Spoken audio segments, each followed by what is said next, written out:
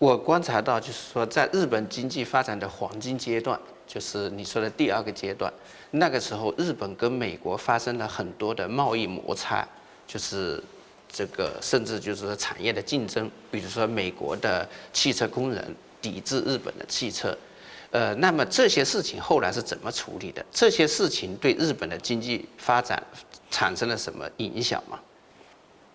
Well, actually, I was personally involved in the U.S.-Japan trade friction. How did I ended up in this situation? Well, Walter Mondale, who passed away recently, the former vice president under President Carter, was the U.S. ambassador to Japan. And he noticed that I have been appearing in Japanese television program on economy a lot. And those days I was appearing like once a week in the nationally televised programs. And he called me into his office one day and says, I realized that you actually carry an American passport. Can you help us explain our position, American government position, to the Japanese TV audience? And I'm still an employee of Nomura, right? So I kind of hesitated.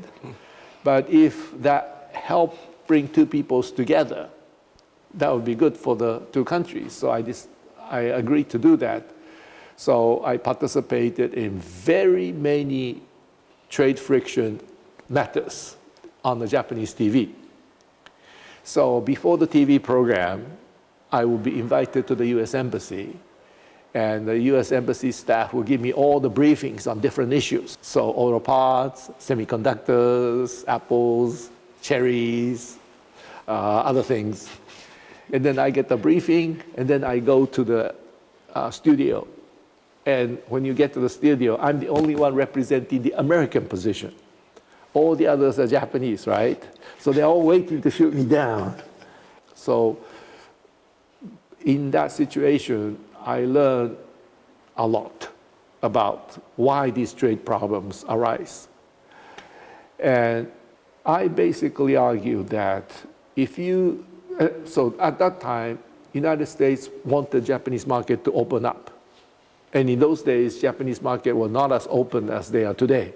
They are now very open to foreign products, not just the American, but from anywhere. So I told them that if you continue your path, the yen will go higher and higher.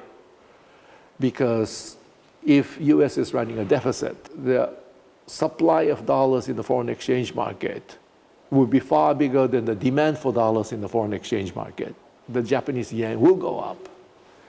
And it did go up, as you mentioned, from Plaza, 240 yen to the dollar, all the way to 120 yen to the dollar, eventually to 80 yen to the dollar. And when that happened, people realized that, oh my gosh, we really have to open up. And so Japanese market began to open up, and many Japanese companies realized that they cannot compete with 80 yen to the dollar. So they start moving factories to the United States, as well as to Asia. And that's how this whole thing was resolved, with big exchange rate movement and Japanese companies setting up factories in the United States. If Japanese markets were open earlier, yen would not have gone up to 80. And more Japanese companies could have stayed in Japan. But because they refused to open, the yen went to 80. Many Japanese companies had to leave Japan, and that was not good for Japan. So I find that I really wish the Japanese market will open up earlier to save the best industries from leaving Japan. But that's the way it went.